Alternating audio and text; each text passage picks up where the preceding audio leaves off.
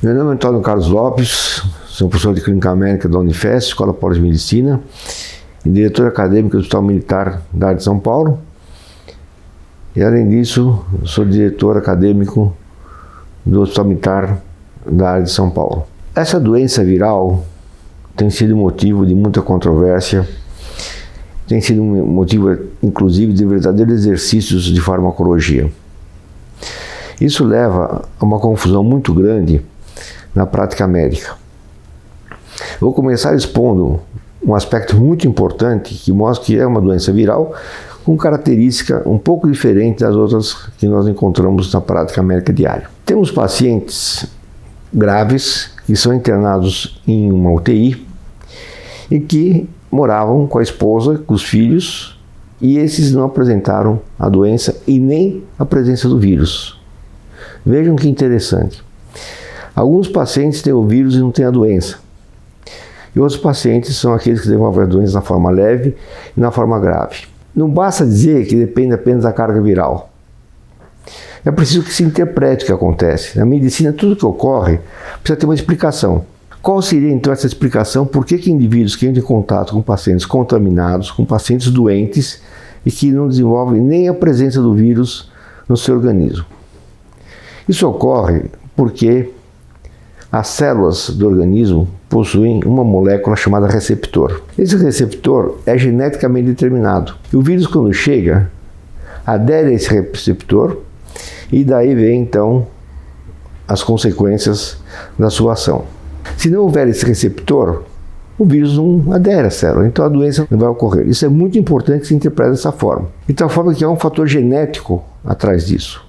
Isso não é nenhuma novidade, porque todas as doenças são dessa forma e todas as doenças infecciosas são dessa forma. É necessário que a célula tenha um receptor para esse vírus. O vírus adentrando a célula, então, ele atinge uma organela intracelular chamada lisosoma. É muito mais atingido em meio ácido, quando o pH for ácido, e, consequentemente, desencadeia a replicação viral, que depois, saindo da célula, irá atuar no organismo, fazendo com que haja a produção de interleucinas, citocinas e, além disso, atua na parede vascular, desencadeia a ativação da cascata do ácido araquidônico com produção de tromboxane A2, com produção de leucotrieno B4 e até do B6. Isso não é novidade, isso acontece com qualquer vírus. Essa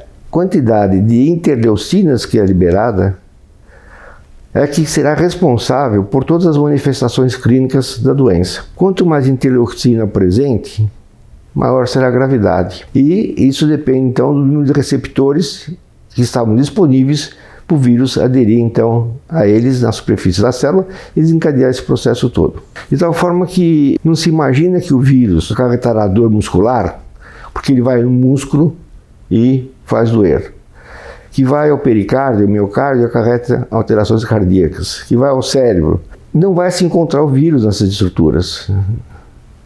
O que acontece são esses mediadores, essas interleucinas, essas citocinas, né, que virão atuar sobre as várias situações em que se encontra o organismo. E é fácil imaginar então que um paciente debilitado, um paciente com doença pré-existente, será muito mais suscetível à ação dessas citocinas, dessas interleucinas. Baseado nisso, pode-se entender então o porquê que pode existir durante a doença trombose intravascular, trombose nos vasos dos membros inferiores e, consequentemente, consequências tromboembólicas. Não é de se imaginar que o vírus vá ao pulmão e acarrete essa destruição muito importante que se vê na fase avançada da doença, com o paciente entubado.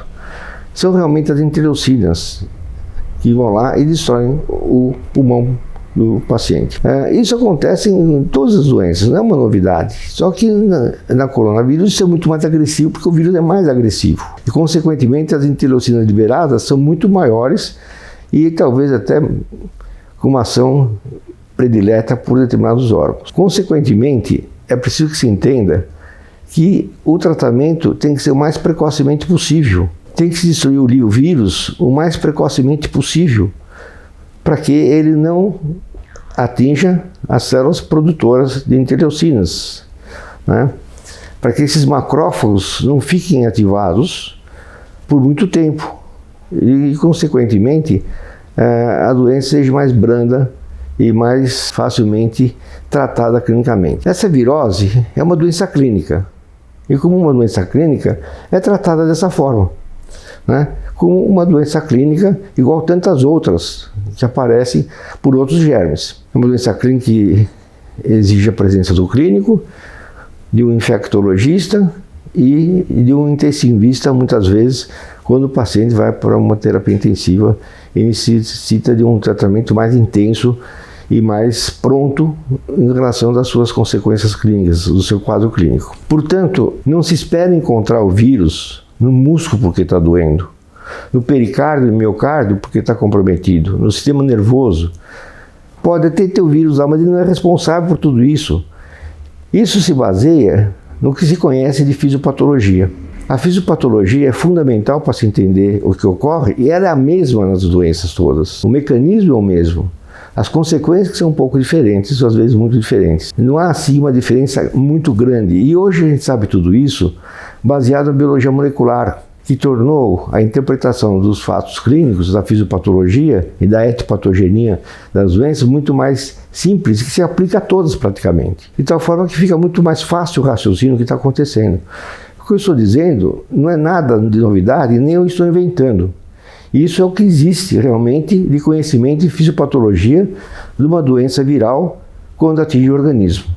E esse vírus sendo mais virulento, né, mais agressivo, a resposta será maior através desses mediadores que são liberados, conforme disse, né, e que vão agredir o pulmão, o rim, o fígado, o cérebro, o coração, assim por diante. De tal forma que é uma doença grave, né, não há dúvida nenhuma, mas que tem, e eu volto a dizer, esse aspecto muito característico nela, né, e que acontece também nos outros virais, um indivíduo tem gripe e o outro não tem, que é exatamente o receptor na célula, onde o vírus adere e vai desencadear todo esse processo. Esse receptor, que é uma molécula na superfície da célula, ele é geneticamente determinado.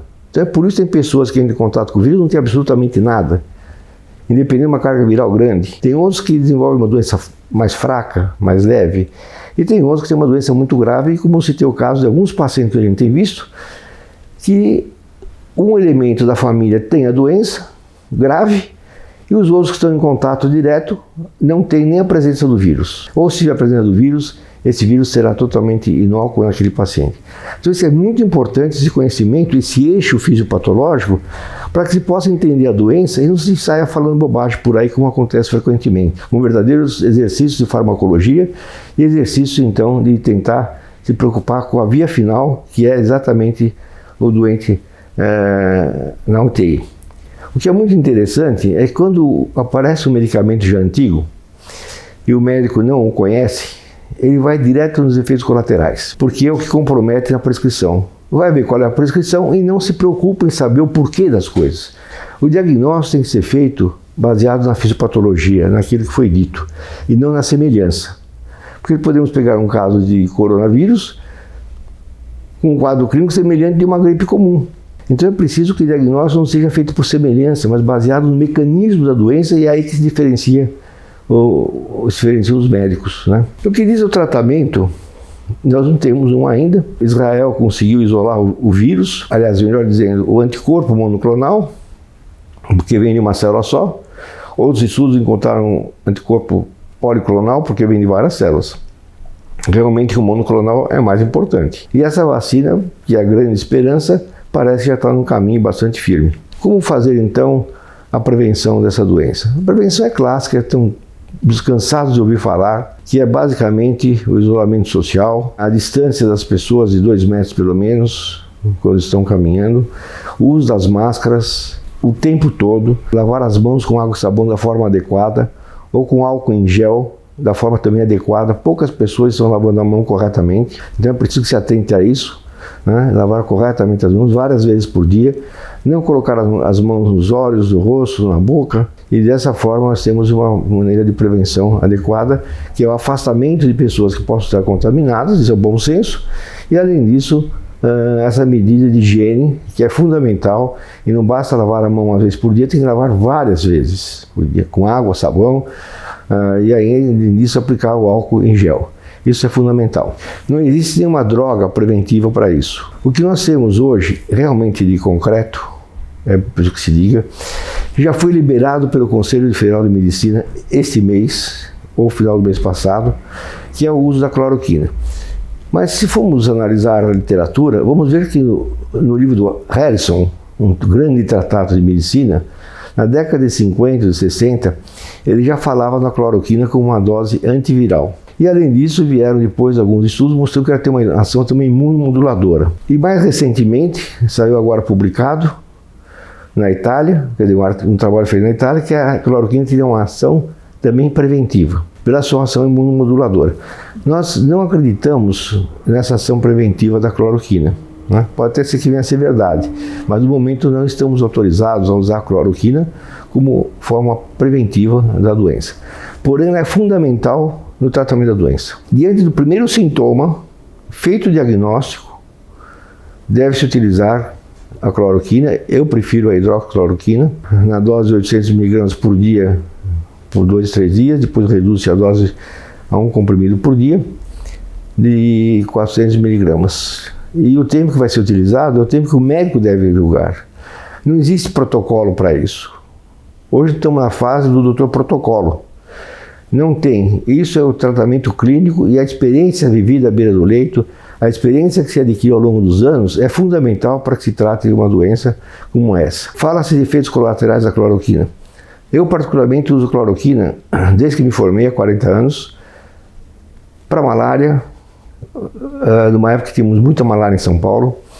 Para artrite reumatoide eu uso ainda nos dias de hoje e é excelente o resultado por lúpus eritematoso. De tal forma que nesse período todo, e tenho pacientes usando cloroquina há muito tempo, há anos, por exemplo, e nenhum desses pacientes desenvolveu nenhum tipo de efeito colateral. Dizem de efeitos colaterais da cloroquina em relação ao coração, nunca encontrei e não acredito nisso. Eu acho que quando acontecem alterações cardíacas no uso da cloroquina é porque a doença está agredindo o coração e não a cloroquina que está realmente alterando esse órgão tão importante do sistema circulatório. É preciso que se diga que é muito difícil atribuir um efeito colateral numa doença multifatorial a um determinado medicamento. Eu, particularmente, nunca tive nenhum efeito colateral no uso da cloroquina. De tal forma que, não tendo outro medicamento, nós temos que realmente valorizar muito esse, porque tem dado resultado. Não quero saber de estudos multicêntricos, não quero saber de estudos que foram feitos, porque tudo isso tem viés muito grande. A importância é viver a experiência adquirida à beira do leito. Isso é imbatível. Não tem nenhum estudo multicêntrico que vença a experiência adquirida à beira do leito ao longo dos anos. Isso é fundamental que se diga. E o resultado que nós temos, a experiência que se tem no coronavírus, ela é realmente muito boa e está realmente indicada nesses pacientes que apresentam sintoma. E desde o início, começou o sintoma, nós não sabemos qual vai ser a evolução, temos que começar a tratar. Eu dou preferência à hidroxicloroquina. Associada ao zinco, por que o zinco? Porque 50 mg de zinco por dia faz com que a cloroquina entre mais fácil dentro dessas células que foram ditas no começo e lá impeça então a replicação viral. E associada à azitromicina, porque a azitromicina ela protege o epitélio brônquio pulmonar. Não é para prevenir outras infecções como falo, é por uma ação direta na célula pulmonar. Então a cloroquina associada à azitromicina e o zinco é fundamental. O zinco favorece a entrada da cloroquina na célula e, consequentemente, impedir a replicação viral. Nessas células em que o lisosoma, um organelo intracelular, é atingida. E as células mais atingidas são células produtoras de interleucinas, desses mediadores que são os macrófagos e que realmente somente deixaram de ser uma droga, células que atuam nesse sentido, quando eles forem eliminados pelo seu tempo de vida. De tal forma que, embora a cloroquina não se tenha nenhuma indicação como prevenção, não deve ser usada como prevenção, ela é muito importante nos dias de hoje para o uso no paciente que apresenta os primeiros sintomas da doença.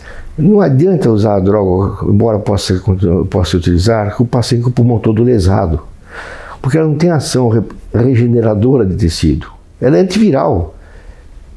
Então eu recomendo, não, vamos usar cloroquina só para o paciente grave. Está totalmente errado. Aí o pulmão já está lesado, ela não tem ação antiviral. E não é o vírus, ela não tem ação regeneradora de tecido, desculpe. Então não é o vírus que vai lá e que lesa. Ele pode estar presente também, lógico, deve até estar, principalmente do pulmão, né? Quando tem assim desconforto respiratório do adulto, né? Acarretado pelo vírus. Mas não é a ação do vírus, fica bem claro. É a ação citotóxica dessas interleucinas.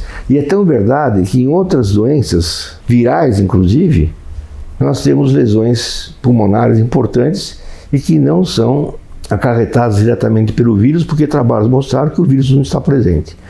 Essas substâncias são liberadas e no coronavírus chega um certo ponto que o indivíduo apresenta uma resposta inflamatória sistêmica. Ele está inflamado, de tal forma que faz parte então de outras doenças que cursam da mesma forma. Queria chamar a atenção para um fato que está acontecendo, de alguém divulgando o uso de corticoide. Isso é um absurdo. O corticoide é usado como usado em qualquer síndrome respiratória aguda. Não faz parte de nenhum esquema terapêutico para o coronavírus. Quem fala isso desconhece totalmente a medicina no que diz respeito à sua fisiopatologia. Não há indicação. Se usar no começo, diante dos primeiros sintomas, nós vamos favorecer a replicação viral por baixa da imunidade. Agora, quando o pulmão está totalmente comprometido, né, quando já existem muitas interleucinas circulando, o corticoide pode ser utilizado, mas não fazendo parte do esquema do coronavírus, mas de qualquer doença semelhante. Então, algumas pessoas utilizam ideias, divulgam ideias com intuito puramente mercadológico, intuito puramente de marketing. E é isso que nós não podemos admitir nos dias de hoje, na medicina atual, ainda mais uma doença tão grave como essa. A prevenção que se faz, refrisando, é realmente através das higienes, máscara, evitar espirrar, tossir na frente de outras pessoas, evitar esse tipo de postura, né? Porque as gotículas é que são realmente infectantes. E fazer a cada 2, 3 dias, os médicos de alto risco, os médicos que estão na linha de frente, cirurgiões que fazem autópsia, etc., devem fazer a cada 2 dias o teste para coronavírus. Nesse caso, eu recomendo o teste rápido, o teste que vai identificar IgM e IgG, para saber se esse indivíduo não está contaminado. A repetição do teste a cada tempo é tempo suficiente para que se pegue o intervalo imunológico e o teste fique positivo. Então, a cada 2, 3 dias se faz o teste e já se tem o resultado anterior e vai assim se pega realmente a mudança, a alteração da imunoglobulina, o aparecimento de IgM e, consequentemente, o indivíduo é afastado de casa. Indivíduos que têm o vírus, mas que não tem nenhum sintoma, não precisam de tratamento. Esse indivíduo precisa ficar em casa durante 14 dias, que nesse período o vírus irá desaparecer. Era isso que eu queria apresentar, chamar atenção para esses aspectos e condenar veementemente o uso de corticoide desde o início, porque ele não faz parte do tratamento do coronavírus. Ele, quando é utilizado em todas as doenças semelhantes, não tem nada diferente. E não pode ser motivo de marketing de alguns indivíduos. Muito obrigado, espero que tenham aproveitado.